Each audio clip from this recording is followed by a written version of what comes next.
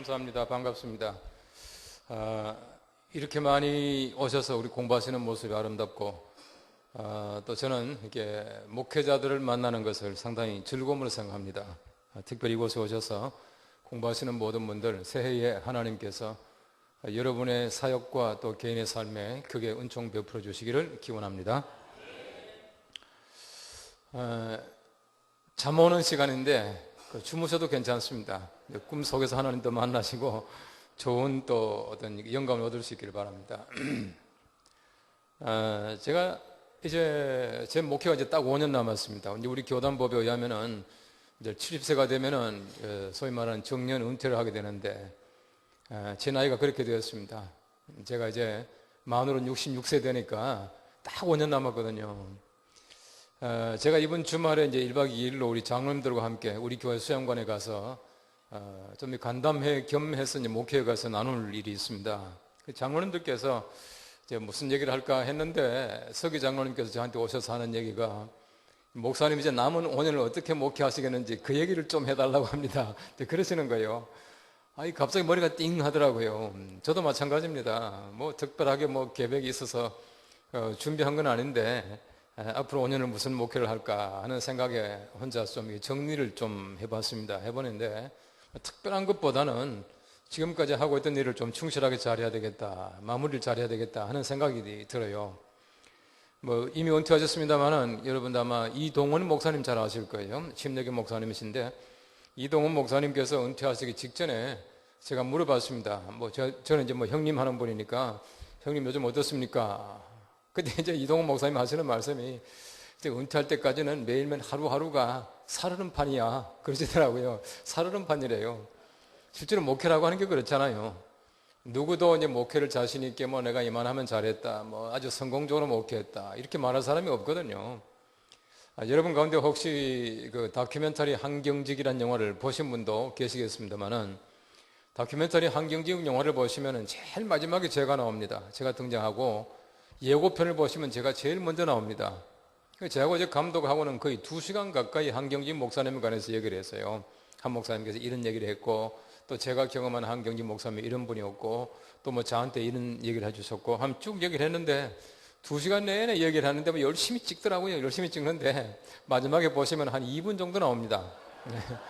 2시간 열심히 일했는데. 근데 제가 얘기하는 가운데 그 감독이요, 그 천 감독이라는 감독이 제 얘기를 듣고 나면 눈물을 막 흘리더라고요. 그러면서 하는 얘기가, 목사님의 이 말씀이 제가 만들기를 원하는 다큐멘터리 한경직의 결론입니다 그러더라고요. 그때만은 정말 영화는 제일 마지막에 제가 나오는데, 예고편에는 또 제일 먼저 뜨게 등장시켜 때리더라고요. 근데 그 얘기가 무슨 말이냐 하면은, 한경직 목사님이 은퇴하시고 얼마 안 돼서 이제 목회자 세미나가 있었습니다. 뭐 그때 상당히 이제 많이 모였겠죠. 많이 모였는데, 그런데 뭐 어떤 그 강의를 마치고 나서 마지막에 질문하는 시간인데, 어떤 분이 이제 목사님께 손을 들고 질문한 겁니다. 목사님께서 이제 목회를 다 끝내시고 평생 목회를 하셨는데, 목사님께서 목회를 성공한 비결이 무엇이라고 생각하십니까? 라고 하는 질문을 했습니다. 성공 비결이 무엇입니까? 라고 하는 질문에 목사님께서 강단 위에서 이렇게 의자에 앉아 계시다가 고개를 들지 않고 이렇게 푹 숙이고 계시는 거예요. 한참 동안 고개를 숙이고 계시다가 고개를 들고 앞에 나와서 하시는 말씀이, 나는 지금까지 한 번도 내가 목회에 성공했다고 생각해 본 적이 없습니다. 내가 목회 성공한 사람인지, 정말 저 시골에서 몇십 명 안 되는 사람을 데리고 평생 수고한 그분이 목회 성공자인지 하나님 나라 가봐야 알겠습니다 그러셨어요. 그러니까 장래가 숙연하잖아요.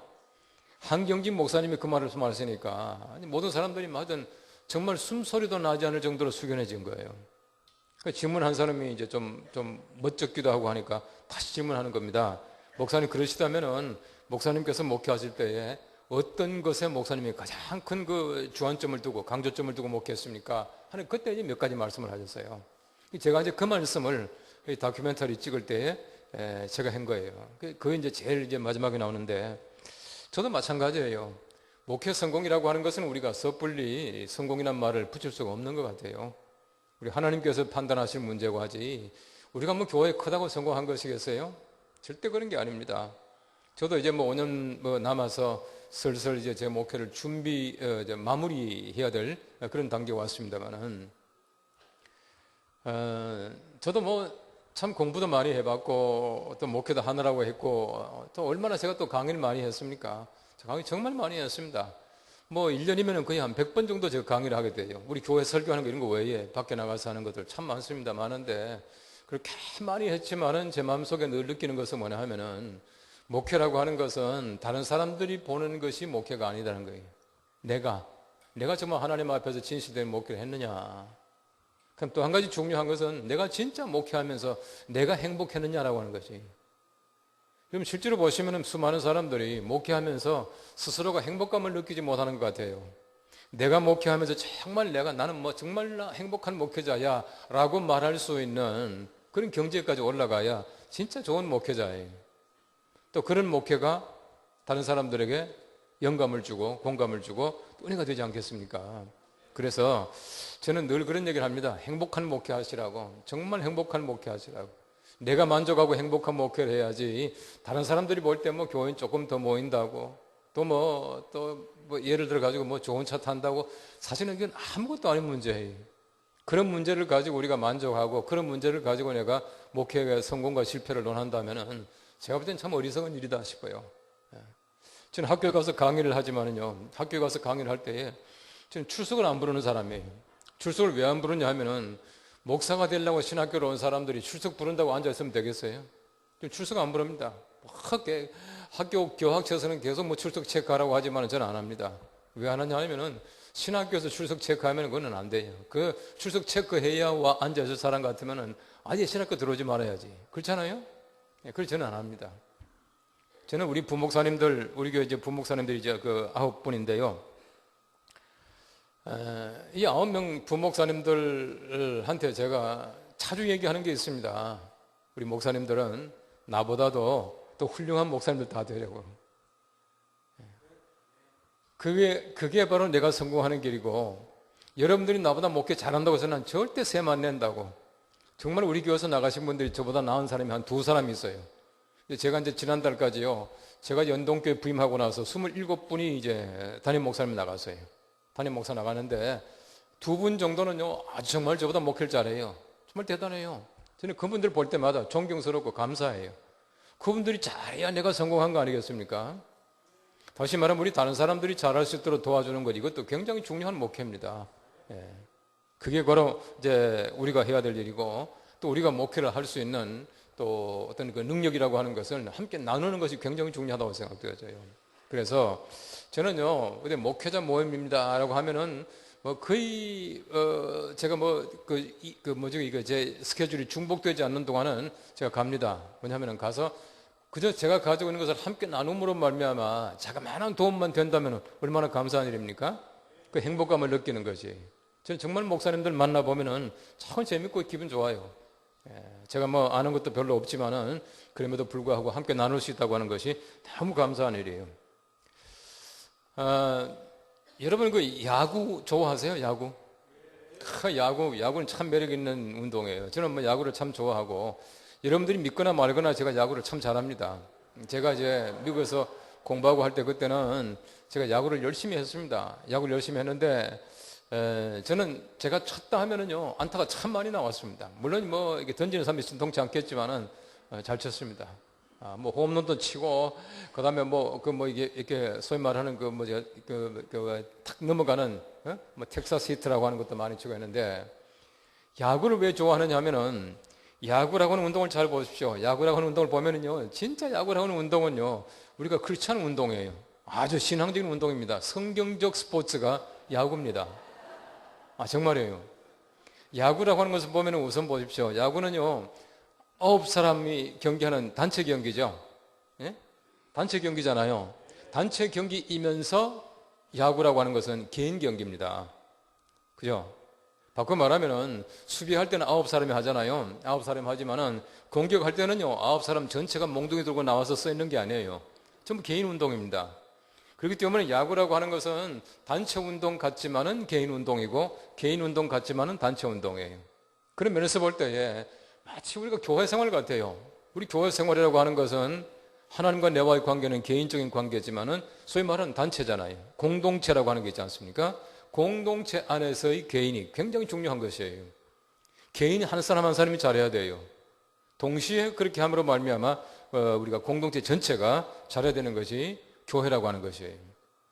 이 야구라고 하는 것이요, 1루가 있고 2루가 있고 3루가 있고 이제 홈베이스가 있는데 1루에 나갑니다. 1루 나가는 게 제일 중요해요. 처음에 우리 예수 믿는다고 하는 건 소위 말하는 첫발 뛰는 게 굉장히 중요하거든요. 근데 1루에 머물러 있으면 아무것도 아니에요. 2루까지 가야 돼요. 이 사람이 처음에 예수를 믿고 교회 이제 새신자가 들어와가지고 그리고 점점 신앙이 자라가지고 2루까지 가야죠. 2루까지 가도 안 돼요. 또 3루까지 또 가야 돼요. 3루까지 가서 죽으면 끝나는 거예요. 아무것도 아니에요. 제일 중요한 것은 홈에 들어와야 돼요. 이 크리스천의 삶이라고 하는 것이 그렇거든요. 우리가 1루를 돌아서 2루 돌아서 3루를 돌아서 홈에 들어와야지 비로소 1점입니다. 비로소 우리 점수가 나는 거예요. 홈에 못 들어오면요, 아무리 3루에 있어도 필요 없는 겁니다. 여러분 야구 좋아하시는 분들 잘 아시겠지만은 제일 억울한 야구 게임이 어떤 게임입니까? 제일 억울한 거는 안타도 많이 쳤는데 잔루가 많은데 경기에 졌다. 이게 제일 억울한 거예요. 그래서 제가 볼 때는 그렇습니다. 우리 그리스도인의 삶이 뭐냐? 삶이라고 하는 것은 열심히 믿노라고 하고 지옥 가면 제일 억울한 거예요. 우리 교원들한테 그럽니다. 예수 믿노라고 주일날 놀러도 못 가고 뭐 이게 나쁜 짓도 못 하고 그러다가는 지옥 가면 제일 억울한 거라고. 차라리 지옥 갈 바에야 교회 나오지 말고 마음대로 놀다가 지옥 가면 더 억울한 거예요. 3루까지 가서 홈 못 들어오면 아무것도 아닙니다. 또 야구라고 하는 거 보십시오. 야구라고 하는 것은 흔히 말하는 도루가 있지 않습니까? 스틸하는 도루가 있거든요. 1루에서부터 2루로 막 훔치잖아요. 또 2루에서 3루 훔치잖아요. 제일 스릴 있는 스틸이 뭡니까? 홈스틸이에요. 홈스틸. 싹 훔쳐가지고 1점 내는 거, 이거 제일 기분 좋은 거예요. 성경 말씀 보십시오. 천국은 침노하는 자가 가진다 그랬어요. 그러니까 천국은요, 빼앗아야 되는 것이에요. 왜 그렇게 말이죠? 스틸 하느냐? 왜 훔치느냐? 어떻게 하든지 훔쳐가지고 1루 갔다가 2루 갔다가 3루 갔다가 홈에 들어오려고 훔치는 거예요. 그러니까 야구라고 하는 것은 굉장히 성경적인 스포츠입니다. 제가 볼 때는. 그래서 저는 야구를 참 좋아하는데, 제가 이 말씀을 왜 드리냐면은 우리가 가장 노력하는 것이 뭐냐 하면은 결국 우리가 홈에 들어오게 만들어주는 겁니다. 1루 가는 것도 중요하지만은 1루 가는 것보다 2루 가는 것보다 3루 가는 것보다 홈에 들어오는 게 제일 중요한 거예요. 그렇기 때문에 보십시오. 홈스틸 할 때 보시면요, 볼을 던지면은 캐쳐는 못 들어오게 하려고 말이죠. 몸으로 막잖아요. 몸으로 막다가 캐쳐가 다치는 경우가 많이 있어요. 또 말이죠, 들어올 때 보십시오. 어떻게 하니 들어오려고 말이죠. 뭐 그냥 캐쳐를 밀면서 막 들어오잖아요. 야구는요, 보면은 공격하는 쪽은 어떻게 하든지 홈 들어오려고 그러고 수비하는 쪽은 어떻게 하든지 홈에 못 들어오게 하려고 그러고 이렇게 되는 거지. 하나님 입장에서 볼 때는요, 어떻게 하니 돌아서 홈에 들어오게 하려고 애쓰고 있는데 마귀는 항상 홈에 못 들어오게 해요. 1루서 2루 가도 막고 2루서 3루 가도 막고 계속 막잖아요. 그렇기 때문에 항상 야구는 보면은 공격하는 쪽은 하나님 편이고 수비하는 쪽은 마귀 편 같아요. 수비수가 마귀라는 얘기는 아닙니다. 마치 그렇다는 얘기입니다. 우리가 최근에 보시면 참 중요한 점이 있습니다. 한국 교회가 1루, 2루, 3루까지는 열심히 갔거든요. 열심히 갔는데 한국 교회가 어디서 걸려있나 하면은 3루에서 걸려있는 것 같아요. 3루에서. 얼마나 지금 사회적인 이미지도 좋지 않고 또 여러 가지 많은 우리 교회 자체의 문제를 가지고 있고 또 교회 내가 자정 능력도 이제 잃어버린 것 같은 그런 느낌을 가질 때가 참 많이 있습니다. 우리가 1루, 2루까지는 참 잘 갔어요. 3루 돌아 4루 돌아 그러니까 홈에 들어와야 되는데 여기 우리가 지금 실패하고 있다는 느낌을 참 많이 가져요. 그런 면에서 우리 스스로가 정말 3루까지 가서 될 문제가 아니라 홈에 들어올 수 있도록 노력 많이 하셔야 돼요. 한국교회가 더 이미지가 쇄신돼야 되고 우리 스스로가 자정해야 되고 좀 우리가 깨끗하게 살아야 되고 그렇지 않습니까? 이런 것들이 얼마나 중요한지 모른다는 것이에요. 앞으로 미래 목회가 어떻게 하는 것일까? 솔직히 말해서 저는 뭐 미래 목회에 대해서 뭐 책도 쓰고 강의도 많이 하고 연구도 했습니다만은 뭐 다른 사람한테 가서 정말 큰 소리 많이 칩니다. 앞으로 목회 이렇게 해야 됩니다. 라고 하지만은 제가 연동교에서 해보니까 또 잘 안 되더라고요. 네? 이렇게 해야 됩니다. 라고 하지만 그게 잘 됩니까? 뭐 제 책을 좀 보신 분들은 아시겠지만은 제가 처음에 미래에 관한 책을 쓴 것이 미래사회와 미래교회라고 하는 책이었습니다. 그 책이 나올 때는 뭐 1994년도인가 하니까 옛날 얘기죠. 한 20년 되었습니다만. 근데 그러고 나서 그 다음에 미래 목회 대예언을 썼어요.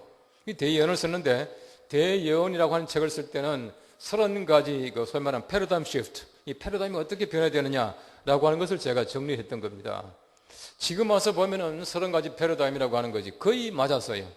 제가 거의 그 소위 말하는 미래 패러다임을 이제 바르게 제시했던 겁니다. 했는데 중요한 것은 뭐냐 하면은 우리가 앞으로 이렇게 됩니다라고 하지만은 그렇게 될 수 있는 환경을 만들어 나가는 것이 굉장히 중요하다는 얘기예요. 우리가 어떤 목회자가 가지고 있는 신념이에요. 분명한 성경적인 또 어떤 신학적인 철학을 가지고 있고 목회에 대한 신념을 가지고 있어야 비로소 가능하고, 또 한 가지는 뭐냐 하면은 리더십이에요. 리더십은 뭐냐 하면 영향력입니다. 리더십은 영향력이다 그렇게 말하거든요. 한마디로 말하면 리더십은 영향력이에요. 내가 영향을 미치는 것인데, 내가 적어도 이런 철학을 가지고 있고 이런 목회적인 관점을 가지고 있다면은 이것을 어떻게 하든지 교인들에게 설득을 시키고, 특별히 우리 교회라고 하는 것이 이 장로님들이 중요하잖아요. 장로님들을 설득을 시켜서 함께 갈 수 있도록 만들어주는 건 여기까지가 제일 중요한 것입니다. 그렇기 때문에 우리 목회자의 분명한 어떤 목회적인 철학이라고 하는 것이 이 교회를 움직여 나가는데 가장 중요하다고 하는 것이거든요. 이게 없으면 절대로 안 돼요. 지금 감독 보십시오. 감독들이 막 사인을 해요. 뭐 사인을 하고 뭐 이렇게 했다 이렇게 했다 하잖아요. 그 사인을 왜 합니까? 이 사인하는 거는 어떻게 하든지 한 번 더 가게 하기, 이루수 삼루 가게 하기 위해서 이 사인을 보내는 것이에요. 우리가 어떤 그 사인이라고 하는 것이 우리 교회가요, 우리 목회자가 역시 그 사인을 보내야 된다. 사인을 잘 보내야 된다는 것이. 정말 우리가 홈에 잘 들어올 수 있도록 사인을 잘 보내야 우리 성도들이 성공적인 삶을 살 수 있고 우리 홈에 잘 들어올 수 있게 된다고 하는 것입니다. 그런 면에서 우리가 미래라고 하는 것을 좀 더 관심을 가지고 보고 우리가 앞에서 정말 감동 역할을 잘 할 수 있도록 나가는 것이 우리 목회자로서 굉장히 중요하다고 하는 것입니다. 이런 미래라고 하는 것은 흔히 이제 미래학자들은 말하기를 미래는 아무도 단정하지 못한다 그렇게 말합니다. 미래가 이렇게 될 것이다 단정하지 못하는 것이. 단정은 못하지만은 예측은 얼마든지 가능합니다. 미래는 단정은 못하지만 예측은 가능해요. 미래에 관한 여러 가지 많은 그 소위 말하는 그 메가 트렌드라 그럽니다만은 대형 추세가 있습니다. 큰 추세들을 봐가지고 미래가 이렇게 변할 것이다 라고 하는 것을 계산하는데, 그런 것들이 소위 말하는 메가 트렌드가 거의 정확하게 맞아 들어간다는 겁니다. 잘 보시면 맞아 들어간다는 거예요. 저는 이제 개인적으로 이제 미래학자들이 이런저런 얘기를 하잖아요. 이런저런 얘기를 하는데, 그런 얘기를 할 때마다 저는 성경에서 무엇이라고 말하고 있는가, 성경에서 말하고 있는 것을 제가 찾을 때 그때 비로소 저는 목회에다 적용을 해요.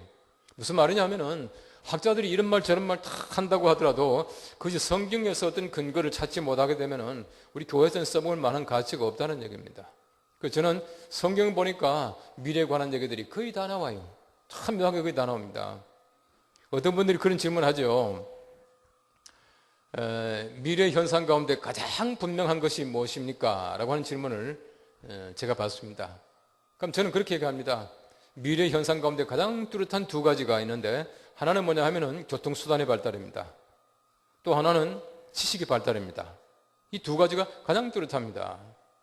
여러분 다니엘 12장 4절 말씀해 보시면은 다니엘을 통해서 예언하실 때 이렇게 말합니다. 다니엘아, 이 말씀을 말세 때까지, 마지막 때까지 잘 봉함하라, 잘 간수하라. 많은 사람이 빨리 왕래하며 지식이 더하리라. 그래서 많은 사람이 빨리 왕래하며 교통수단의 발달이에요. 지식이 더하리라, 지식의 발달입니다.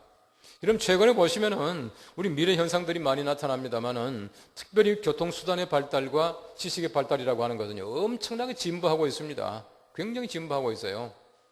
바꿔 말하면 우리 성경 말씀을 보시면은 미래 현상들이 거의 다 나와요. 제가 오늘 좀 그 말씀을 좀 드리려고 합니다. 우리가 우선 보십시오. 이전 시대와 우리 시대라고 하는 것은요, 너무 달라요. 뭐 여기 뭐 대부분이 다가 우리 산업사회에 이제 익숙하잖아요. 이 산업사회에 익숙하기 때문에 산업사회에 익숙한 우리 어떤 멘탈리티, 우리 어떤 그 생각, 우리 정신, 이런 것들이 소위 말하는 정보사회에 다시금 적응해 나간다라고 하는 것은 굉장히 어려워요. 왜 어렵냐 하면은 산업사회와 정보사회라고 하는 것은 완전하게 다른 사회입니다. 완전하게 다르다는 얘기는 비슷하지도 않다는 얘기입니다. 산업사회가 가지고 있던 패러다임의 소위 말하는 그 기조가 뭐냐 하면은 분리와 경쟁이에요. 분리와 경쟁. 분리와 경쟁이어서 사회는 사회대로, 세계는 세계대로, 교회는 교회대로 분리하고 서로 경쟁하는 것이에요. 여러분 잘 보십시오. 우리가 산업사회를 살아가면서 흔히 말하는 그 냉전체제, 냉전시대 때에 얼마나 많이 분리했습니까? 얼마나 경쟁시대였습니까? 교회도 마찬가지였거든요. 교회도 마찬가지로 얼마나 많이 나눠졌습니까? 이 제가 보니까 별로 다른 것 없는데 그렇게 많이 나눠졌어요. 여러분 저는 사실은 뭐 이단만 아니면 어디든지 가서 강의도 하고 뭐 설교도 하고 다 합니다. 저는 뭐 여의도 순복음교회에서 강의를 해봤고 침례교회도 가봤고 안 가본 데가 없습니다. 학교도 마찬가지입니다. 거의 모든 신학대학을 제가 다 가봤다라고 말합니다. 가보니까 다른 게 별로 없어요. 예수 믿고 잘 살고 우리 구원받자는 얘기인데 다른 게 뭐가 있겠습니까? 여러분 예를 들어서 우리가 세례에 관해서 조금 다른들, 아니 물에 집어넣은들 안 집어넣은들 그게 뭐 큰 차이가 나겠어요? 그렇잖아요. 침례교 목사님들 계시죠? 침례교 한번 손 들어 보십시오. 예, 보세요. 장로교 더 많겠죠. 예. 장로가 물을 뿌리는 거나 집어넣는 거나 그게 그거잖아요. 물에 집어넣는다고 해서 뭐 더 깨끗하게 씻어지겠어요? 또 물에 집어넣는다고 죄가 사함 받습니까? 미국에서는 참 재밌는 얘기가 있습니다. 여러분 아시는 대로 이게 세례는 세 가지 형식이 있거든요. 하나는 스프링클, 이 뿌리는 게 있고요. 하나는 포링 해가지고 이게 붓는 게 있습니다. 주전자 같은 거 가지고 물을 쭉 부으면은 온몸이 다 젖도록 이렇게 부어요. 이제 그 하는 데도 있고, 그 다음에는 침례하는 데 있지 않습니까? 침례탕에다 집어넣었다 끄집어내잖아요. 한 번은 어느 조그마한 미국 시골 동네에서 갑자기 이제 비가 오지 않은 거예요. 날이 너무너무 가물어가지고 서로 이제 그 타운에서는 뭐 물 절약합시다 하고 캠페인을 하는데 이 교회가 이제 세례 때가 다 됐거든요. 이제 세례 베풀 때가 됐으니까 고민이 생긴 겁니다. 저렇게 물 절약하자고 도시가 캠페인을 벌리고 난리인데 우리가 어떻게 하면 좋겠느냐. 그래서 세 교회 목사님 모였답니다. 모여가 어떻게 하면 좋겠냐. 이제 의논하는데 침례교 목사님이 제일 먼저 운을 떼더랍니다. 이번에 너무 우리가 비가 오지 않고 가물기 때문에 우리가 한 단계 낮추겠다고, 우리가 집어넣지 않고 이게 포링 하겠다고 그랬어요. 그러니까 이제 포링 하는 교회 목사님이 가만히 뒀더니만은 그럼 우리도 한 단계 낮추겠다고, 우리 이제 이분만 뿌리겠다고 그러더래요. 그 장로교 목사님이 할 게 없잖아요. 이제 여기서 뿌리다가 그 스프링클 하는 목사님이 가만히 생각하더니만은 알았다고, 이번 한 번만 우리가 드라이 클리닝 하겠다고 그러더래요. 그런 재미있는 조커가 있습니다. 이건 뭐 그냥 웃자고 하는 얘기입니다만은 실제로 보시면은 그렇게 뭐 다르지도 않은데, 더더구나 보십시오. 우리가 뭐 통합적, 합동적 뭐 해가지고 장로교가 얼마나 많습니까? 저는 그게 너무너무 싫어요. 솔직히 말하면 너무너무 싫어요. 왜 그러냐 하면은 우리가 하나님 안에서 사실은 조금 다른 것은 전부 우리가 서로 수용해야 된다는 것이에요. 수용할 줄 알아야 된다는 거예요. 다른 것들이 얼마나 많습니까? 그죠? 그러나 우리가 같은 게 훨씬 더 많거든요. 그 많은 것 같은 것 가운데서 몇 개 틀리다고 해가지고 틀리다 이렇게 말하면 안 되거든요. 우리 교회 안에는요, 필리핀 교인들도 있고 아주 중국 교인들도 있고 많이 있습니다. 저는 또 그분들 보면요, 그렇게 또 즐겁고 재미가 있어요. 지난번 그 필리핀의 하이엔이라고 하는 태풍 불었잖아요. 부르는데 우리 교회 안에 있는 필리핀 교인들 가운데 네 가정이 실제로 그 타클로반 거기에 사는 사람도 있고 뭐 부모님 소식이 끊어진 사람도 있고 죽은 사람도 있고 그래요. 그래서 그분들을 초청을 했습니다. 아무 말도 하지 않고 우리 다음 주에 우리 그 11시 예배 참석하시라고 우리 그 다문화 목회 하시는 목사님 통해서 연락을 했더니 와서 앉아 있더라고요. 필리핀 그 목사님하고 같이 앉아 있어요. 우리 교회가 이제 그분들에게 한 사람에게 200만 원씩 이제 봉투에 넣어가지고 그 시간에 드렸어요. 얘기도 안 하고. 근데 그분들이요, 설교는 잘 못 알아듣겠지만은 설교 시간 내내 울고 앉았더라는 거예요. 얼마나 좋습니까? 저는요, 그 말 듣고 너무너무 감사하더라고. 울었다 하니까 너무 감사한 게 아니고 얼마나 감사합니까? 우리가 베풀 수 있다고 하는 것이, 그죠? 다르다고 하는 것이요, 사실은 대단한 거 아니거든요. 작은 것 때문에 우리가 서로 달라지는데, 이 작은 것 때문에 서로 달라지는 것 이 자체가 우리가 통합적으로 모을 수 있는 그런 어떤 그 생각들을 가져야 된다는 거예요. 여러분, 정보사회라고 하는 것은요, 경쟁과 분리가 아닙니다. 정보사회라고 하는 것은 통합과 조화예요. 통합과 조화. 다시금 통합되고 다시금 하나가 되고 조화를 이루고, 세계도 이제는 세계화, 세계가 하나가 되고 이런 시대란 말입니다. 그렇기 때문에 우리가 통합적인 구조를 가져야 된다는 것이, 머리가 하나가 되어야 된다는 거예요. 이런 보시면은 우리 이전 시대 같으면은요, 교단이 굉장히 중요했습니다. 교단이 그럼 최근에 와서 보면은 이제 소위 말하면 이제 마케팅에서 그런 얘기가 나옵니다. 옛날에는 물건을 팔 때에 가장 중요한 것이 뭐냐 하면은 국적과 상표였다 그렇게 말합니다. 국적과 상표. 어디서 만들었냐? 또 그 상표가 뭐냐? 여기에 따라 가지고 이제 구매를 했거든요. 최근에는 아닙니다. 최근에는 그렇게 구매하는 것이 아니라 최근에는 오히려 가격과 품질이다 그렇게 말을 해요. 품질과 가격 때문에 이제는 구매하는 것이에요. 이전에는요, 품질이 좋고 가격만 싸면은 다 삽니다. 그런 시대가 되었다는 거예요. 저는 이것을 어떻게 해석하느냐 하면 교회도 마찬가지입니다. 이전 시대에는 교단과 교파를 보고 교회를 선택하는 것이에요. 이제는 아닙니다. 아마 여러분들 다 느낄 겁니다. 이전 같으면 장로교 같으면 장로교만 가고 감리교는 감리교 가고 이랬는데 이제는 아니에요. 이제는 품질 좋은 교회 갑니다. 품질이 뭐겠냐? 제가 볼 땐 영성이에요. 영성이에요. 가격이 뭐겠느냐? 이 가격이라고 하는 것은 흔히 말하는 주차장이라든지 이런 접근성이에요. 가기 좋은 교회. 이런 교회들을 가게 된다는 것이에요. 그렇기 때문에 이전하고는요, 교회 선택하는 기준 자체가 달라졌어요. 여러분, 정보사회라고 하는 것은 역시 정보 아닙니까? 이 정보가 굉장히 중요한 시대예요. 여러분, 옛날에는요, 사실은 보면 정보라고 하는 것이 굉장히 제한되어 있었는데, 이전 정보 자체가 얼마나 무제한입니까? 엄청나게 많은 정보를 가지고 있어요.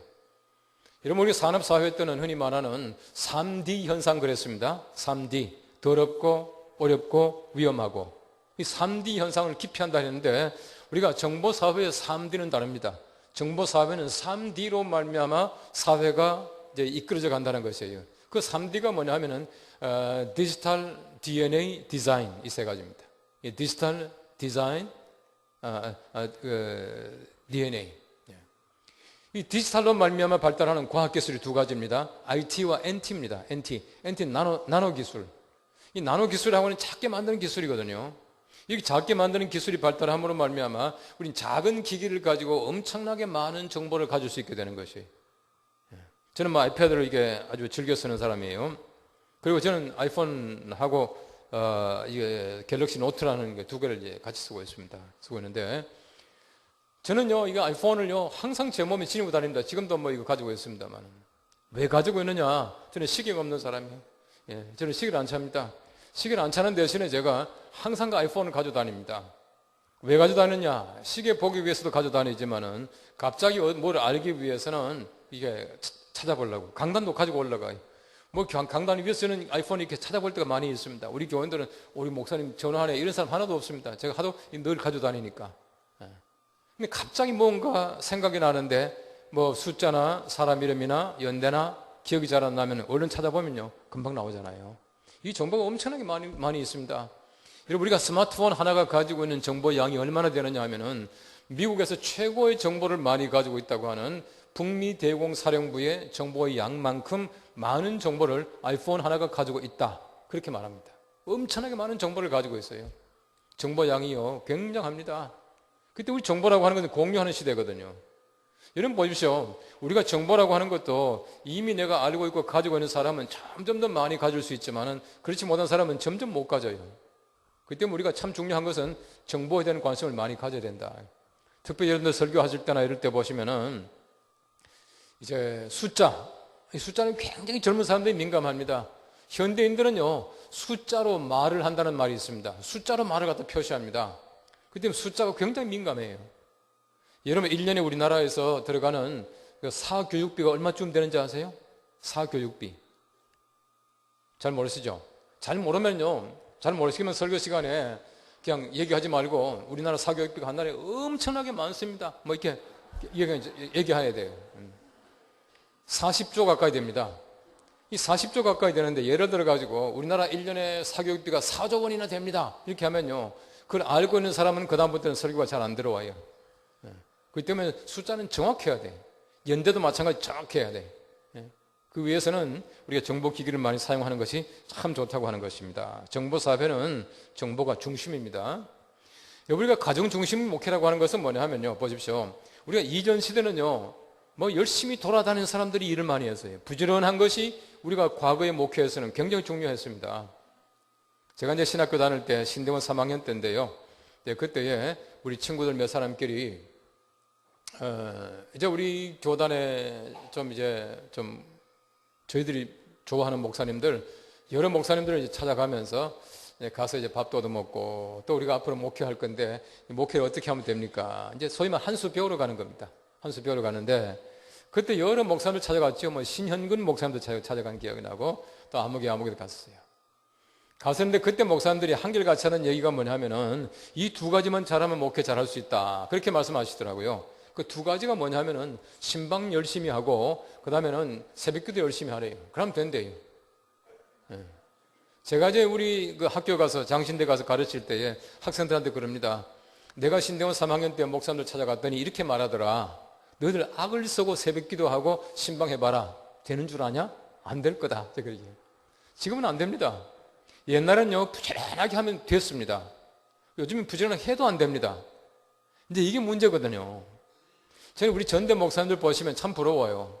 왜냐하면 그분들이 무슨 좋은 이렇게 목회 기회가 있었겠습니까? 예화집조차도 잘 없을 때 목회하신 분들이요, 목회 진짜 잘 하셨거든요. 근데 요즘 보십시오. 예화집 좋은 거 많이 나와 있죠. 인터넷 들어가면 별의별 정보를 다 얻을 수 있는데 옛날만큼 못 하잖아. 안 되잖아요. 그리고 우리가 고민이 점점 깊어지잖아요. 중요한 것은 뭐냐면 보십시오. 옛날에는 부지런함이지만 요즘 부지런함이 아니에요. 더 중요한 것이 뭐냐면은 정보사회라고 하는 것은 거미처럼 살아가는 겁니다. 이 거미사회라 그렇게 말하는데, 이 거미사회는 뭐냐면은 거미줄을 쳐놓고 사는 거예요. 거미줄. 거미가 거미줄을 치는 게 제일 중요합니다. 거미줄이 뭡니까? 거미줄은 스파이더스 웹입니다. 웹이 뭡니까? 요즘에 웹 하면은 거미줄 생각하는 사람 아무도 없을 거예요. 웹 하면 요즘에는 컴퓨터예요. 사이버 스페이스예요. 다시 말하면 우리가 거미줄이 제일 중요한, 웹이 제일 중요한 시대이기 때문에 요즘에는 우리가 부지런하지 않아도 정보만 많이 가지고 있으면 어느 정도는 다 해요. 거미처럼 살아가면 된다는 얘기입니다. 그 때문에 밖에 나가지 않죠. 밖에 나가지 않고 집안에서 모든 걸 다 해치웁니다. 옛날 같으면 밖에 나가 부지런하게 왔다 갔다 해야지 사업을 했는데, 요즘엔 집안에서 하는 일들이 얼마나 많은지 몰라요. 흔히 말하는 재택산업, 그렇게 말합니다. 집안에서 하는 사업이에요. 그러다 보니까 점점 집이 중요하게 됩니다. 집이 점점 중요하게 되다 보니까 홈이라는 단어를 많이 쓰게 됩니다. 홈이라는 단어 굉장히 많이 쓰죠. 이 밖에 나가서 이제 이렇게 은행 업무 보지 않고 집에서 하는 거 있죠. 홈 뱅킹. 옛날 같으면 일들이 시장 가야 되고 백화점 가는데, 요즘 백화점 가지 않고 집안에 뚝딱뚝딱 하죠. 홈 쇼핑. 또 애들 학교 안 보내고 집에서 공부하죠. 홈 스쿨링. 또 그리고 모든 물건 전부 집에 다 갖다 주죠. 뭐라 그럽니까? 택배. 갑자기 홈 하다 보니 헷갈리죠. 홈 딜리버리 그럽니다. 홈 딜리버리, 택배. 다시 말하면 홈이라는 단어가 점점 더 많이 사용되게 돼 있어요. 최근에 보시면은 우리나라가 1995년 이후에 보시면은 우리나라가 가정사역을 많이 해요. 교회마다 무슨 가정사역, 아버지 학교, 어머니 학교, 학교 많이 하잖아요.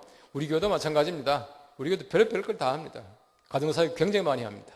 가정사역부가 있어가지고 가정사역을 많이 하는데, 아버지 학교도 하죠, 어머니 교실도 하죠. 거기다가 신혼부부 공부하는 그런 반도 있죠. 아이들 잘 키우는 이삭 교실도 있죠. 그 다음에는 무슨 죽음 준비하는 나사로 교실도 있죠. 그 다음에 또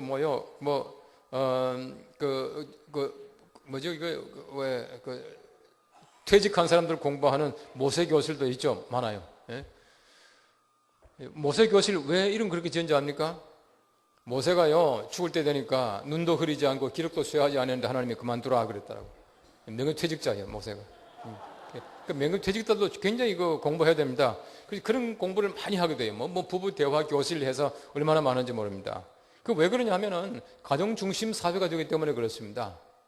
홈이라는 것이 점점 중요하기 때문에 우리 가정사역을 굉장히 중요하게 생각하는 것이에요.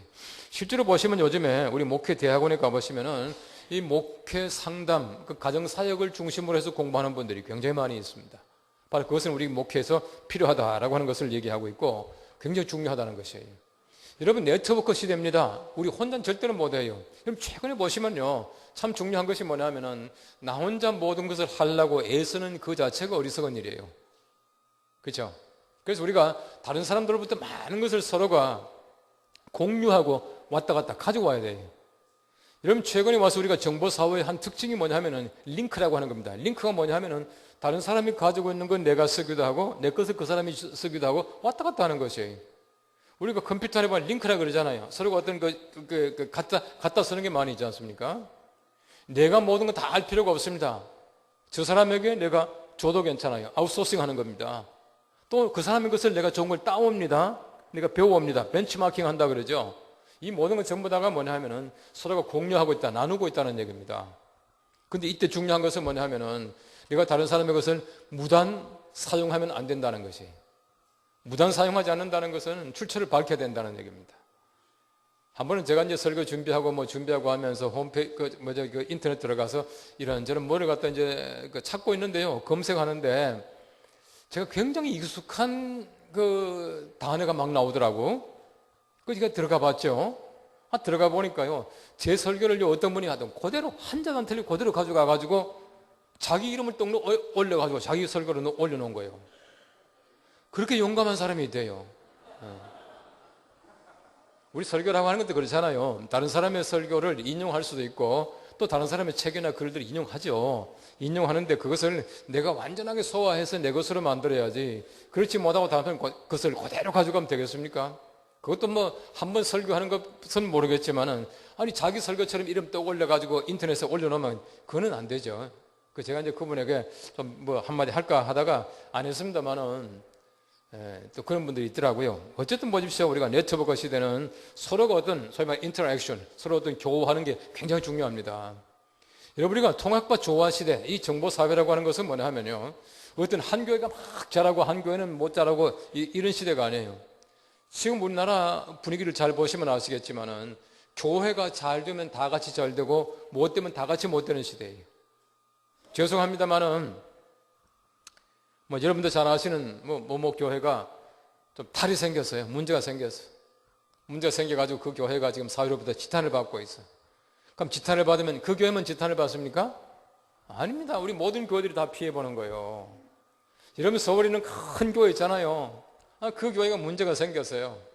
그 교회가 문제가 생겼으면 그 교회는 교원들 숫자가 별로 눈에 보이기에 차이가 안 날 거예요. 예? 그 제일 손해보는 데가 누구예요? 개척교회예요. 그걸 알아야 된다는 얘기입니다. 예. 저는 그게 제일 답답하고 좀 안 됐더라고요. 그분들이야 뭐 별로 표 안 나겠지만은 다른 사람들이 얼마나 많은 피해를 봅니까? 그렇기 때문에 우리 교회가 함께 조심해야 된다는 것이에요. 최근에 와서 보면 사람들이요, 감동을 굉장히 많이 중요하게 생각합니다. 감동 목회. 전에 같으면요, 고객 만족 그랬습니다. 이제는 고객 만족 시대가 아닙니다. 고객 감동 시대예요, 감동 시대. 여러분, 젊은 사람들은 feel을 굉장히 중요하게 생각합니다. 이런 얘기를 해요. 이 소위 말하는 정보 사회의 한 특징 가운데가 그 특징이 뭐냐 하면은 이 소위 말하는 정보 사회 특징을 3F라고 합니다. 3F. 3F. F자로 시작하는 세 가지. 패션, 그다음 feeling, female 그렇게 말합니다. 패션. 이게 패션이 굉장히 중요합니다.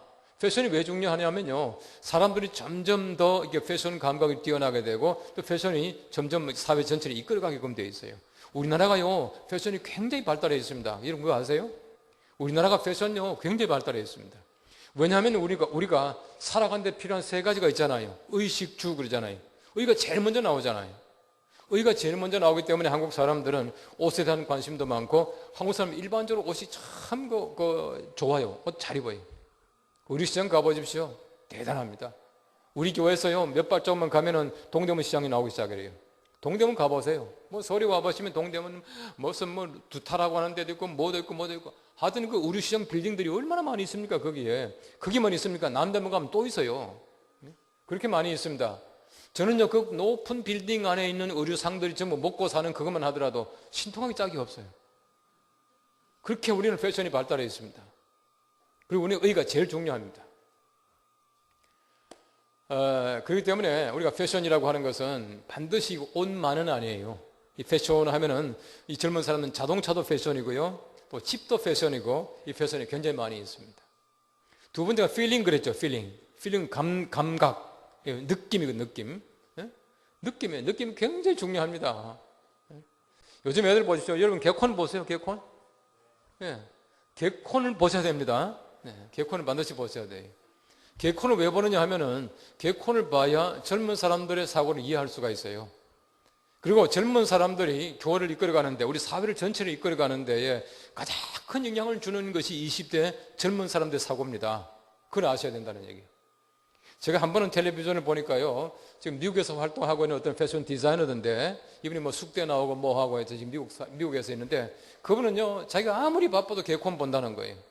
왜 개콘을 보느냐 하면은 젊은 사람들을 이해하지 못하면 패션 감각을 따라갈 수가 없다는 거예요. 교회도 마찬가지입니다. 교회도 마찬가지예요. 젊은 사람들의 사고를 이해해야 우리 교회를 어떤 분위기를 바꿔 나갈 수가 있습니다. 개콘 보십시오. 개콘 딱 보면은 김지민이 알죠? 김지민 알죠? 응? 뿜 엔터테인먼트 그거 나오죠, 그죠? 그거 보면은 느낌 아니까, 느낌 아니까. 이게 굉장히 중요한 거예요. 느낌을 알아야 된다는 거예요. 젊은 사람들 보십시오. 젊은 사람들이 요즘 소개팅 그러는데 서로 만났잖아요. 만났는데 만나가지고 서로가 된 필이 안 오면 끝나죠. 무엇은 옛날같이 그렇게 많이 따지지 않아요. 따지면 그 필이 와야 됩니다. 필이 와야 돼요. 이 젊은 사람이 너무 그 필만 따지다 보니까 문제도 많더라고요.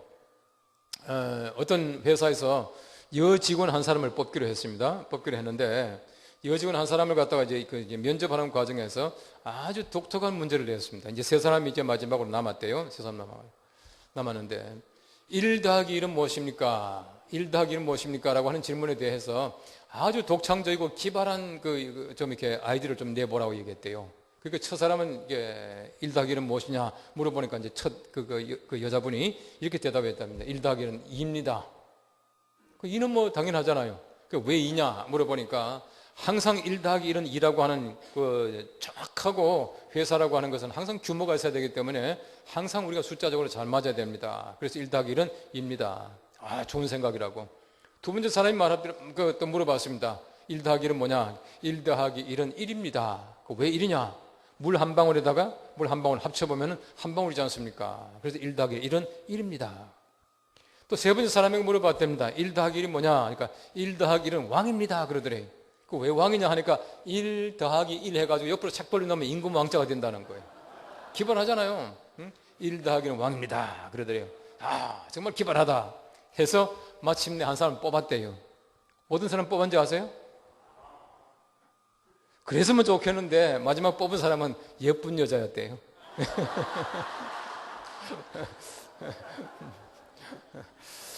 우리나라 참 많이 따지죠. 많이 따집니다. 예쁜 여자를 뽑았다 그렇게 말을 해요. 이 느낌만 가지고 살아가다 보니까 때때로 좋지 않은 것도 있지만은 어쨌든 우리가 교인들에게 좋은 감동을 주고 좋은 느낌을 줄 수 있는 소위 말하는 공간이나 모든 것 굉장히 중요합니다. 예배도 마찬가지예요. 예배도 마찬가지고 모든 것 전부 다가 느낌이 좋아야 돼요. 우리 교회가 지금 리모델 하느라고 지금 상당히 고생하고 있는데 지금 6개월째 하고 있습니다. 우리 본당 다 하고 지금 교육사회관 하고 지금 전체를 또 고치는데 돈도 많이 들지만은요, 살면서 집 고치는 게 얼마나 힘듭니까? 이제 고치고 있는데 어쨌든 우리가 좀 감동을 주려고 애를 많이 쓰고 있어요. 감동을 줘야 된다. 여러분 영성 목회 이게 딱 교환 가지고 있습니까? 없습니까? 없습니까? 아이고 죄송합니다. 저는 교환을 보냈는데 가지고 있는 줄 아는데요. 우리가 과학시대는 이상하게도 점점 영성적으로 흘러가요. 참 묘한 것은 최첨단 과학시대다라고 말하면서 사람들이 점점 영성으로 빠지고 있습니다. 그래서 미래학자들은 한결같이 하는 말이 뭐냐 하면은 영성시대다 이렇게 말하고 있습니다. 21세기는 영성시대이다.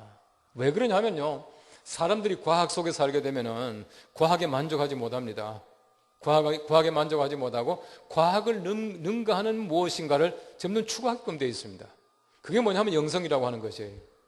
아마 여러분들 가운데서 반지의 제왕 많은 분들 보셨을 거예요. 아바타 많이 보셨죠? 이런 영화들 보십시오. 영화들을 보시면 최근에요, 굉장히 사람들이 좋아하는 영화 가운데는 흔히 말하는 판타지 영화가 많이 있습니다. 여러분, 반지의 제왕이라고 하는 것은 톨킨이라고 하는 사람이 1950년대의 소설입니다. 나니아 연대기 C.S. 루이스의 1950년대 작품이에요.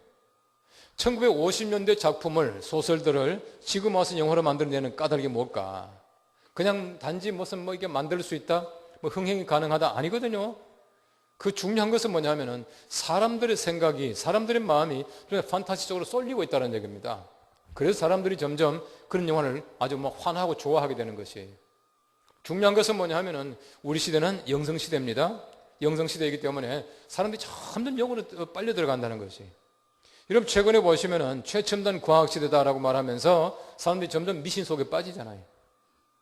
이런 미국의 그 뉴욕타임스라고 하는 데서 참 재밌는 얘기를 했습니다. 한국은 IT 강국에서 미신 강국으로 전락하고 있다 그랬어요. 한국에요 무속인이 엄청나게 많이 있습니다.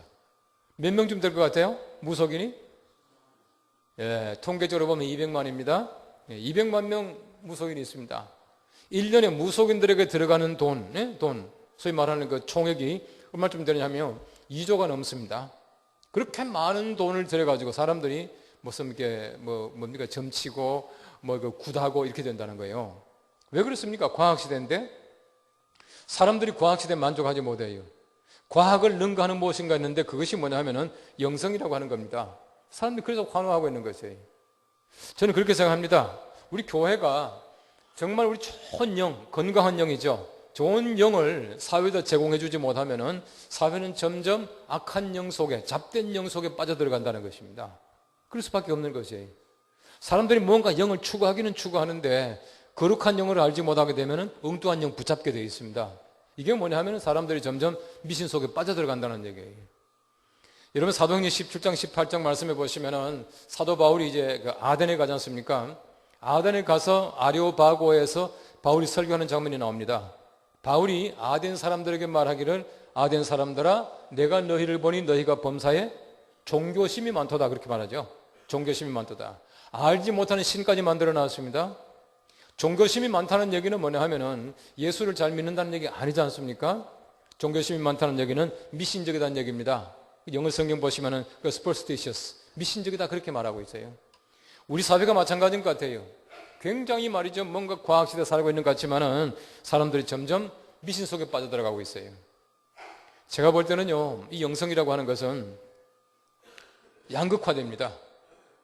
여러분, 양극화라고 하는 것이 뭡니까? 많은 사람은 점점 많아지고, 없는 사람은 점점 없어지고, 이게 양극화거든요. 영성도 마찬가지로 양극화가 일어나요.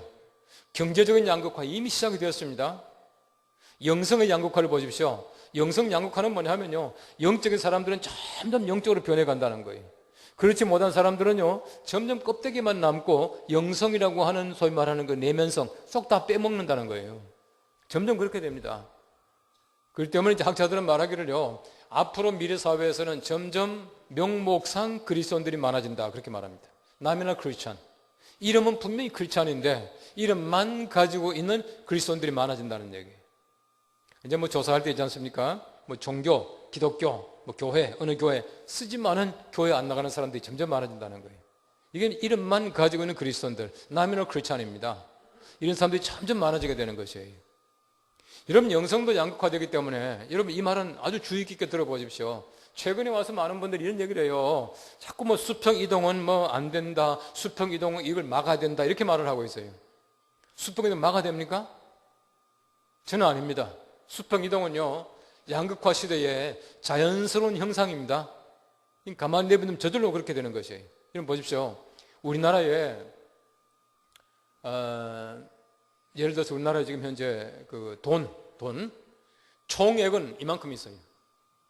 이만큼 있는데 많은 사람이 점점 많아지고 없는 사람은 점점 없어진대요. 그럼 무슨 말입니까? 돈 양은 똑같지만은 없는 데서 흘러서 있는 데로 들어가는 것을 양극화라 그렇게 말합니다. 맞습니까? 이게 양극화죠. 자, 영성도 마찬가지예요. 지금 우리나라의 교인이 지금 1000만 명쯤 있습니다. 1000만 명쯤 있으면은 영성 없는 교회에서 빠져나와서 영성 있는 교회로 지금 몰려가고 있는 겁니다. 이게 양극화고 이게 수평이동이에요. 그러니까 수평이동이라고 하는 것은 양극화 시대의 자연스러운 현상입니다. 이게 막을 수 있는 길이 제가 볼 때는 없어요. 어떤 분은 그런 얘기를 해요. 수평이동이라고 하는 것은 교회에 전혀 도움이 되지 않는다 라고 말하는데 저는 그렇지 않습니다. 도움 많이 됩니다. 왜냐하면 비영성적인, 다시 말하면 껍데기만 가지고 있는 교회에서 빨리 빠져나와서 알맹이 있는 교회로 가야지. 그렇지 않겠어요? 그럼 어떤 교회가 알맹이 있는 교회냐? 우리 교회냐? 그건 아니에요. 영성적인 교회예요. 그리고 우리 교회가 영성적으로 만들어 가야 된다는 얘기입니다. 영성 빠져나가면 교회는 교회 아니잖아요. 그 때문에 영성적인 목회를 하고 영성적으로 자꾸 우리가 다듬어 갈 수 있는 교회를 만들어 가야 우리 교회가 오히려 들어오게 되는 것이죠. 이거 수평 이동 시대 때는요, 양극화 시대 때는 자연적인 현상입니다. 어쩔 수 없는 현상이에요. 그래서 수평 이동을 자꾸 부정적으로만 보지 마시고 양극화 현상을 잘 보시면 금방 알 수가 있어요. 양극화라고 하는 것은요, 성경 말씀에도 나오잖아요. 아까도 말씀드린 대로 저는 성경 말씀에 나오지 않는 것은 절대 인용 안 하거든요. 성경 보십시오. 달란트 비유의 결론이 뭡니까? 결론은 있는 자는 더욱더 많아져서 풍성하게 되고 없는 자는 있는 것까지 뺏기리라. 이게 달란트 비유의 결론입니다. 달란트 비유가 어떤 비유입니까? 달란트 비유는 종말에 관한 비유입니다.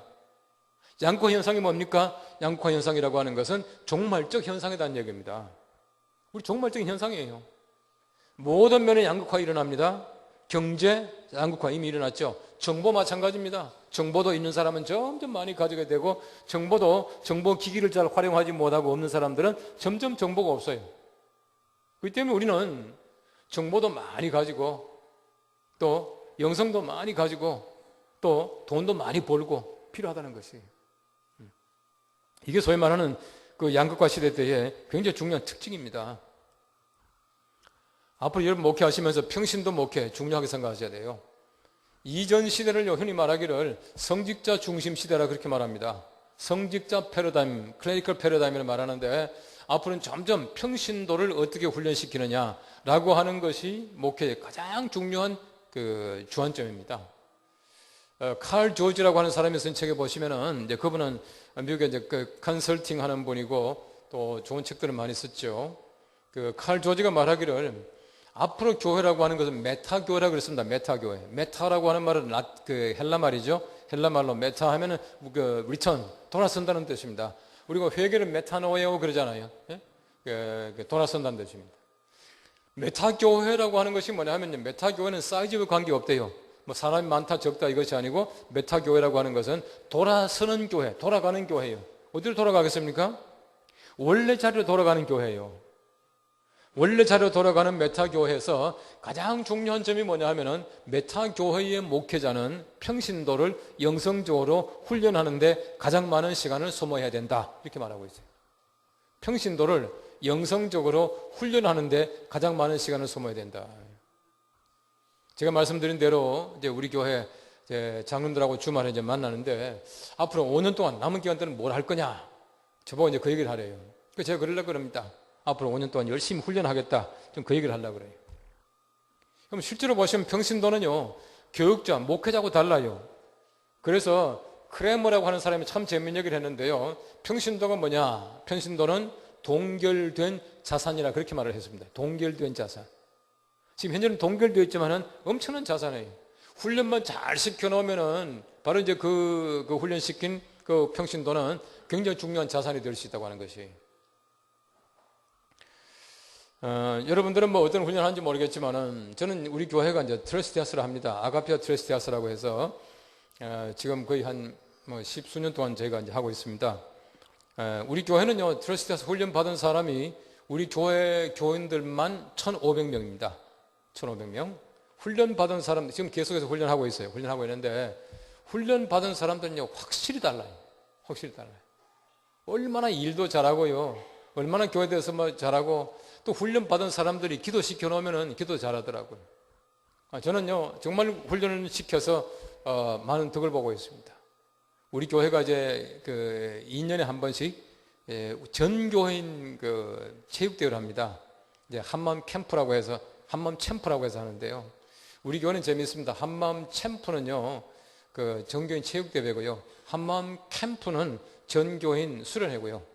수련회고, 한마음 점프는요, 전교인 문화행사예요. 그 이제 3년마다 이렇게 돌아갑니다. 내년에는 올해네요. 올해는 이제 체육대회를 하는데, 우리 그 서울 그 동대문구에 가면 동대문 실내체육관이 있습니다.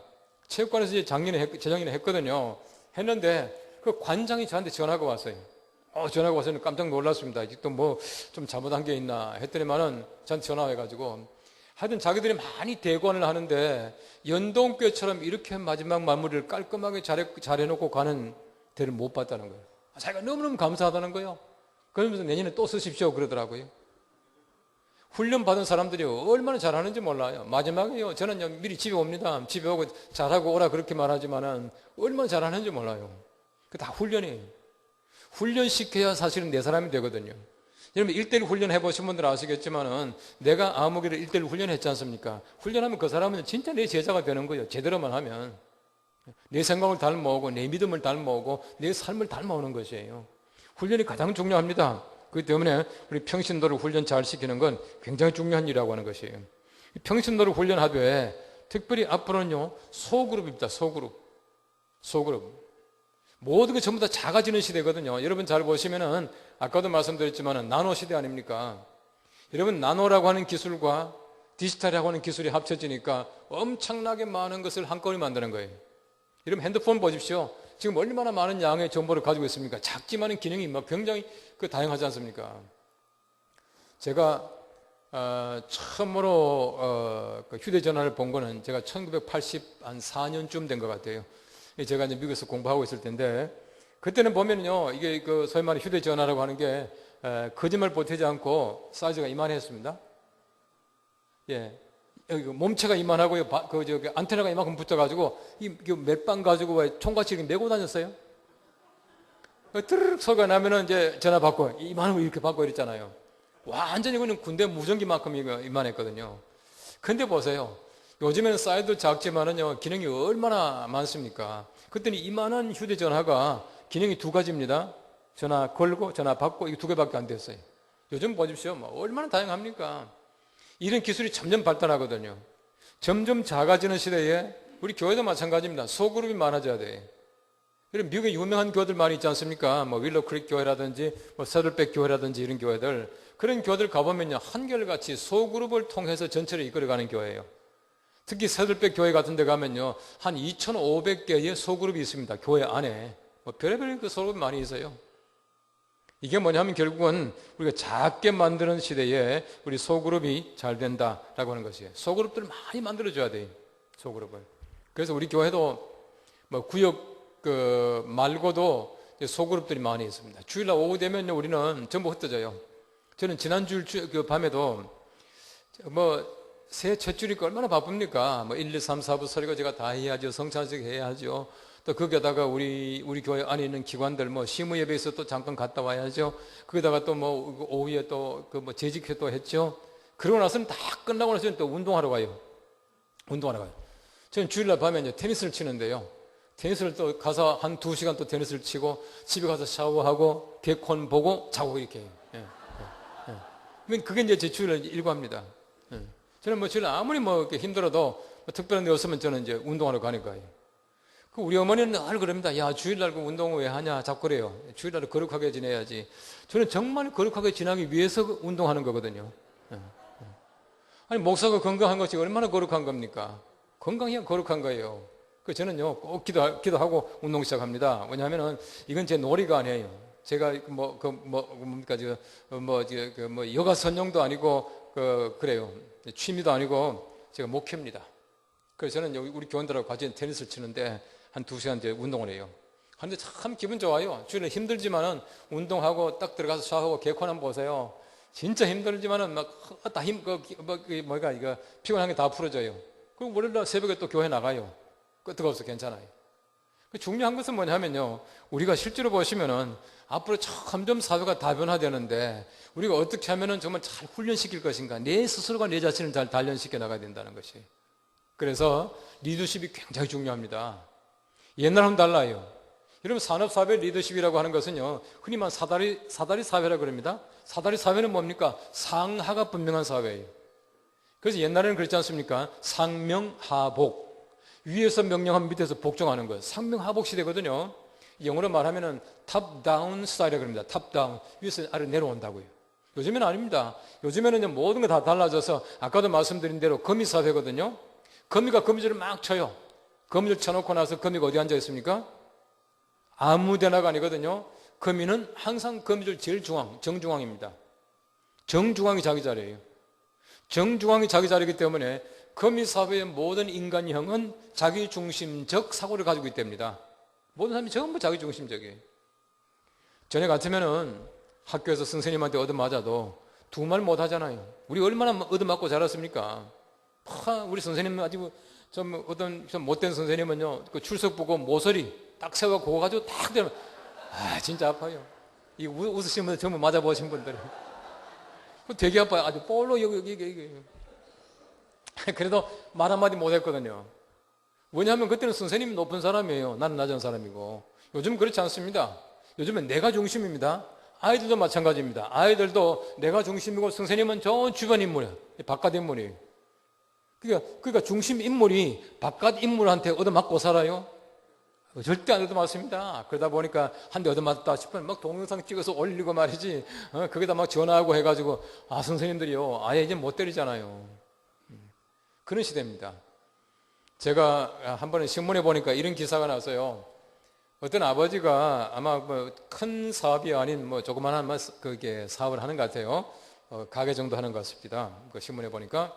근데 그 집에는 그 고등학교 2학년 아이, 딸아이가 하나 있었는데, 이제 아버지가 이제 부모님이 이제 그 장사를 마치고 이제 집에 딱 들어왔는데, 집에 들어오면 이제 컴컴할 때 아닙니까? 컴컴할 때 집에 들어왔는데, 그때 집에 들어오면은 집에 있는 사람은 자기 딸밖에 없대요.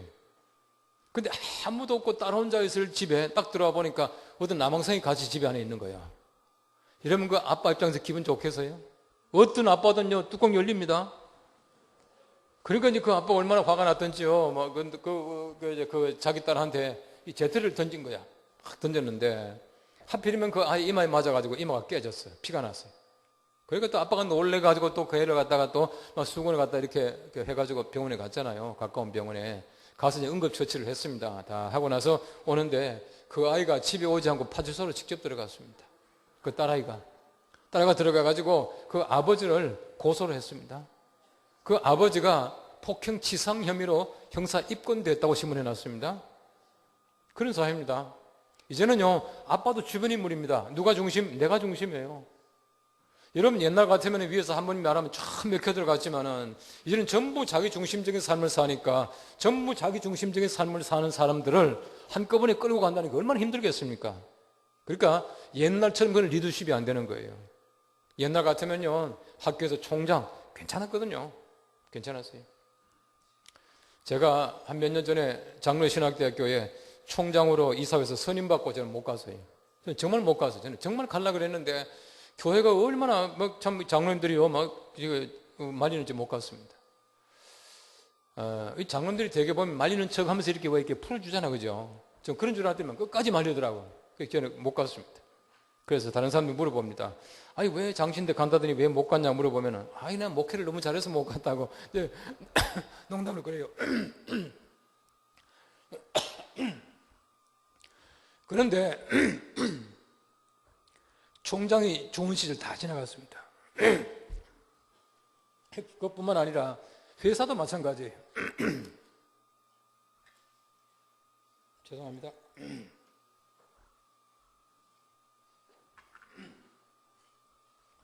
회사도 마찬가지로 사장이요, 자기 돈 내놓고 투자해놓고도 사장이 쩔쩔 매잖아요.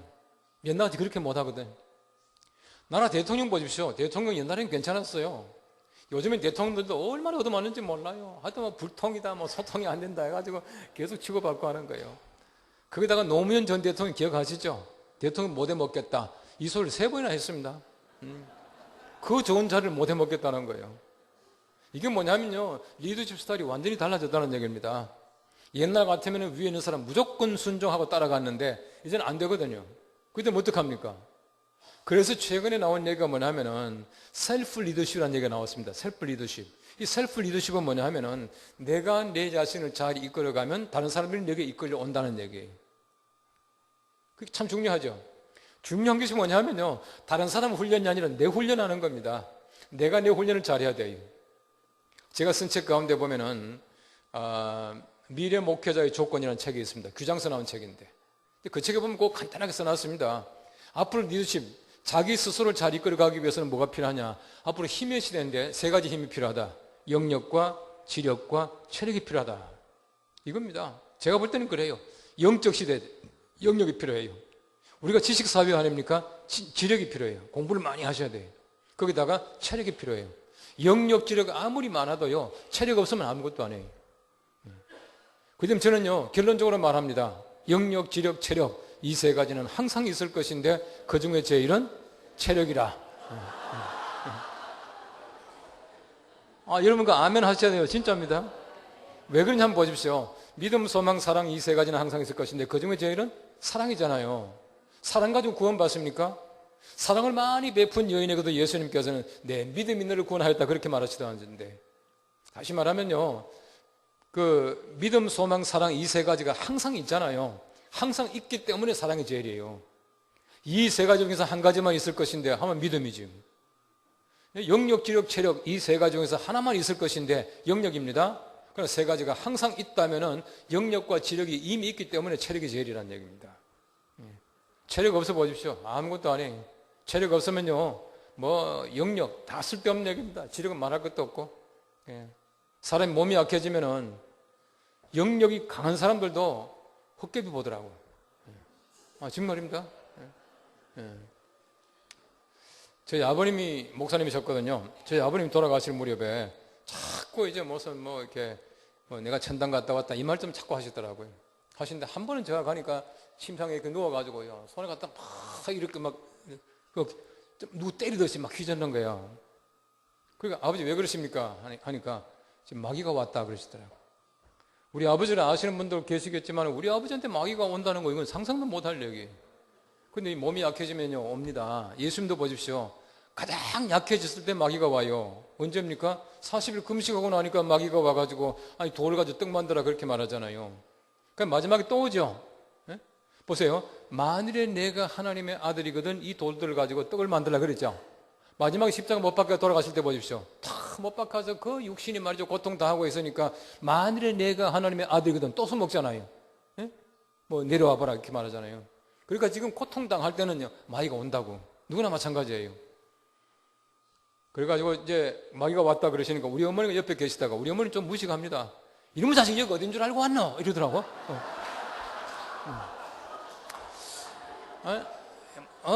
뭐 우리 어머니가 이게 어딘 줄 아나? 이분이 누군 줄 아나? 그러니까 쓱 없어지더래요. 우리 어머니가 더 세요. 어쨌든 보십시오. 몸이 약해지면은 영역도 쇠해지고 지력도 쇠해지고 하기 때문에 이 영역과 지력과 체력은요, 제가 볼 때는 균형을 잘 이루어야 돼. 잘 이루고 있으면은 바로 이것이 셀프 리더십이다라고 하는 것이에요. 그리고 앞으로는요, 우리가 중요한 것이 뭐냐 하면은 정말 우리가 잘 섬겨야 됩니다. 디아코니아 목회예요. 제가 볼 때는 앞으로는 섬기는 것 외에는 없다고 봅니다. 한국 교회가요, 왜 지금 어려워졌느냐? 제가 볼 때는 간단합니다. 한국 교회가 너무 소위 말하는 자기 황홀경에 빠져 있는 교회가 됐기 때문에 어려워졌다. 저는 그렇게 봐요. 무슨 말이냐 하면은 예수님께서 산에 올라가서 변모하시잖아요. 변모하니까 베드로가요 가만히 있을 리가 없죠. 베드로는 항상 나서잖아요. 베드로가 나서서 하는 얘기가 우리가 여기 있는 것이 좋습니다. 초막 셋을 짓겠습니다. 하나는 주님 위해서, 하나는 모세를 위해서, 하나는 엘리야를 위해서 짓겠습니다. 얼마나 멋있는 제안입니까? 예수님께서 초막 셋을 짓겠습니다 라고 하니까 예수님께서 뭐라 그러셨어요? 응? 예수님께서 뭐라 그러셨어요? 여러분 가만히 계시는데 예수님도 가만히 계셨어요. 뭐 아무 말도 안 하셨어요. 예수님은 가만히 계셨고 하늘에서 음성이 들려왔죠. 이는 내 사랑하는 아들이니 너희는 그의 말을 들어라 그러잖아요. 예수님께서 왜 아무 말씀 안 하셨겠느냐? 이건 제 해석입니다. 하도 베드로가 말 같지 않은 소리 하니까 예수님께서 대꾸도 안 하신 거예요. 예수님께서 지금 산에 올라가 계시고 싶겠습니까? 산 아래 한 간질병 걸린 아이가 있는데요. 빨리 내려가셔야 되는데. 근데 보십시오. 베드로는 너무너무 황홀해가지고 초막 새 찍고 살자는 거예요. 내려가지 말자는 얘기 아닙니까? 한국교회 보십시오. 지금 사회가 우리를 요청하고 있는데 간질병 걸려서 지금 신음하고 있는 아이가 있고 그 아버지가 있고 제자들이 지금 9사람이 남아있는데 우린 산꼭대기에서 초막 새 찍고 살아가는 거예요. 초막 새 찍고 살아가는 겁니다. 초막 새 찍었죠? 본당, 교육관, 기도원 세 개 짓잖아요. 이건 아니거든요. 이런 목회 신학적으로 말하면요, 우리가 적어도 교회의 목적을 성취하기 위해서는 세 가지 지향이 있다 그렇게 말합니다. 세 가지 지향. 세 가지 지향이 뭐냐면은 상향, upreach. 그 다음 내향, inreach, outreach, 외향. 상향과 내향과 외향이 있다는 거예요. 목회 신학적으로 말합니다. 이 상향과 내향과 외향이라고 하는 것은 정삼각형처럼 균형을 잘 맞춰야 된대. 그러니까 상향을 이루기 위해서는 필요한 것이 뭐냐면 예배예요, 예배. 예배를 잘 드리면은 상향이 된다는 거예요. 그 다음에 훈계와 수양, 교육 같은 걸 잘하게 되면은 내향이 된다는 거예요. 그 다음에 외향을 하기 위해서는 어떻게 되느냐? 섬김, caring. 섬김을 통해서 외향이 성취되는 것이에요. 근데 한국교회는 보십시오. 상향만큼 외향하고 있어요. 우리 본당 짓는 것만큼 우리가 예를 들어서 복지관 지었냐고요. 제가 볼 때는요, 기도원 짓기 전에 복지관부터 지었으면 한국교회가 제법 괜찮았을 거예요. 지금처럼 이렇지 않습니다. 저는요, 참 그 문제에 대해서는 한국교회가 반성해야 된다고 봅니다. 우리가 목회 신학적으로 볼 때는 상향을 위해서 본당 짓고요, 내향을 위해서 교육관 짓고 외향을 위해서 복지관 지어야 되는 거예요. 기도원 그거 지었다고 기도 많이 합니까? 제가 아는 목사님은요, 서울 근교에 기도원 멋지게 지었어요. 저만 보면은 기도원 좀 팔아달라 그랬어요. 그 목사님 뭐라고 했는지 압니까? 이것들이 말이야. 기도원 하더니만 지어주니까 기도도 안 하는 것들이. 이러더라고. 기도원 없다고 기도 안 하냐고요. 기도원은 몇 개만 있으면 되잖아요. 또 수영관 큰 것만 있으면 여러 사람이 함께 쓰면 되잖아요. 이거 짓느라고 많이 하고 복지관 안 지었기 때문에 한국교회가 지금 사회로부터 지탄을 받고 있는 거예요. 제가 볼 때는 그렇습니다. 그렇기 때문에 우리가 본당만큼 사회교육관, 사회관, 복지관 잘 지어주고 이렇게 되는 거예요. 그러면 뭐 연동교회는 있냐? 좀 있기 때문에 큰 소리 치잖아요. 우리 교회 안에는요, 연동복지재단이라고 하는 복지법인을 가지고 있습니다. 복지법인 안에 7개 기관이 있어요. 장애인 시설도 있고, 뭐 이렇게 노인들 뭡니까, 원로관도 있고, 뭐도 있고, 7개, 7개 기관이 있습니다. 그게 돈 많이 들어갑니다. 제가 와서 그거 하느라고 고생 많이 했습니다. 그거 만들지 않으니까 장로들이 뭐 아주 펄펄 뛰고 반대하더만요. 하면서 목사님 골치 한 번 왜 하려고 합니까? 자꾸 그러는 거예요. 제가 그랬습니다. 당회하다가. 아니, 골치 아프려고 하는 거 아닙니까? 그 다음 얘기 안 하대요. 예. 저는요, 참 많이 하고 있습니다. 우리 교회가 적어 보이지만은요, 우리 교회 안에 얼마나 기관들이 많은지요. 우리가 이제 1년에 한 번씩 전체가 모입니다. 모여가지고 이제 밥도 먹고, 이제 제 아내가 선물도 주고 이러는데, 이번에요, 우리 교회 안에, 우리 연동교회 안에, 우리 교회 직원만 78명입니다. 바깥에가 더 많습니다. 뭐 보이지 않는데 얼마나 많은지 몰라요. 아주 우리가 장애인 시설에도 있고 한데, 하여튼 그렇게 많이 있습니다. 어쨌든 우리가 섬기는 것 외에 어떤 것들도 우리에게는 중요한 것이 없다는 것이. 저는 그렇습니다. 가장 중요한 방법은 사회인이잖아요. 사회인. 사회인을 교회인 만드는 것이 우리 목적이거든요. 교회는요, 우리가 소위 말하는 교제기관이 아니잖아요. 교제하지만은 교제기관이 아니거든요. 우리끼리 말이죠, 맛있게 먹고 재밌게 얘기하고 놀자는 것이 아니지 않습니까? 우리가 사회를 잘 섬겨야 비로소 우리가 사회로부터 인정받게 되고 우리 교회의 어떤 이미지가 쇄신된다고 저는 그렇게 생각합니다. 또 한 가지 중요한 게 있습니다. 문화목회예요. 문화목회. 우리 교회는요, 제가 처음부터 그런 생각을 했습니다. 이제는 옛날처럼 말이죠, 밖에 나가서 뭐 예수 믿으세요 뭐 소리 지를 때가 아니거든요. 옛날 같으면 막 나팔 불고 북치면 우르 따라왔잖아요. 이제는 그런 시대가 아니거든요. 이제는 말이죠, 뭐 시청 광장 나가서 뭐 소리 지르면 전도하고 잘 안 돼요. 그럼 어떻게 하면 전도될 것인가? 전도가 뭐냐? 전도는 이제는요, 새로운 방법을 해야 되겠다. 제가 머릿속에 고안한 것이 뭐냐면은 복지와 문화를 생각한 거예요. 복지와 문화. 이 두 개가 우리 교회의 기둥이다. 야긴과 보아스 같은 기둥이다. 높이를 같이 해야 되겠다. 해가지고 만든 것이 우리 교회의 복지와 문화를 만들었어요. 그래서 복지는 복지재단을 만들고 문화는 문화 선교부를 만들어가지고 지금 열심히 하고 있어요. 하고 있는데 중요한 거는 뭐냐면요. 우리 교회가 적어도 사회 문화를 바꿔나가야 돼요. 개조해 나가야 된다는 거예요. 오히려 교회가 사회 문화 때문에 우리가 자꾸 이상하게 말이죠. 이게 왜곡되고 그 다음에 우리가 자꾸 변질되는 것 같아요. 우리나라 문화 보십시오. 우리 사회 문화는요, 엄청나게 세속적입니다. 엄청나게 지금 변질되고 지금 나빠지고 있어요. 한 번은 제가 이제 우리 그 아들이 이제 미국에서 있다가 지금 이제 오는 중이거든요. 이번 토요일 날 와요. 들어오는데 우리 아들은 물리학을 공부했습니다. 한 번 학교에서 자기가 우리나라와 무슨 뭐 동아일보, 조선일보 어쩌고 해가지고 이게 있잖아요. 홈페이지를 이렇게 보고 있는데 옆에 자기 친구들이 어디 많은지 이상하게 생각하더라는 거예요. 생각하면서 야, 너 혹시 너 야한 뭐 이렇게 사이트 보는 거 아니냐? 이렇게 물어보더랍니다. 미국 친구가. 아니라고, 이거 신문이라고. 근데 그 이상하다고. 그게 무슨 말이냐면 우리나라 신문 보십시오. 우리나라 신문에 보면은 인터넷 사이트에도 보면은요, 하여튼 뭐 이상한 야한 뭐 이렇게 왜 그림 같은 그런 거요. 일반 신문에도 많아요. 제가 볼 때 제일 많은 게 동아일보입니다. 동아일보 제일 많습니다. 이 동아일보 누가 저한테 뭐 불평해도 뭐 저는 괜찮아요. 제가 관찰해 본 바로는 동아일보가 제일 심합니다. 제일 많습니다. 뭐 스포츠 신문은 말할 것도 없고. 아니 세상에 스포츠 신문에 벗은 게 왜 나옵니까? 나 도대체 이해가 안 돼요.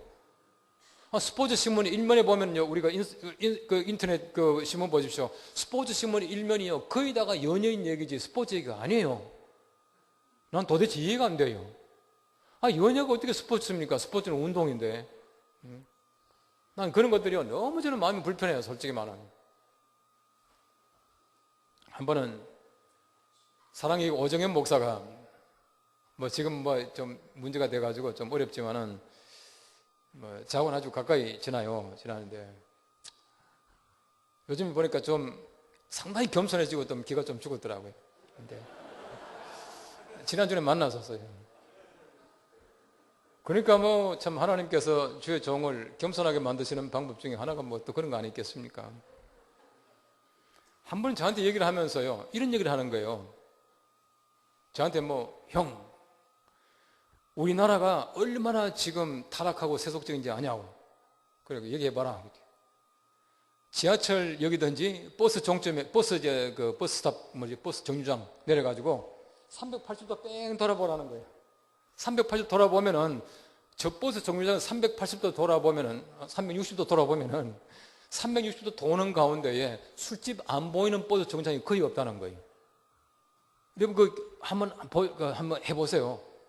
진짜 그러고 나서요, 이거 보니까 막 술집이 있더라고. 무슨 뭐 단란 주점 뭐가 있고 한데, 저는 단란 주점이 참 저는 기분 나빠요. 아니, 단란한 가정 그렇게 말하지.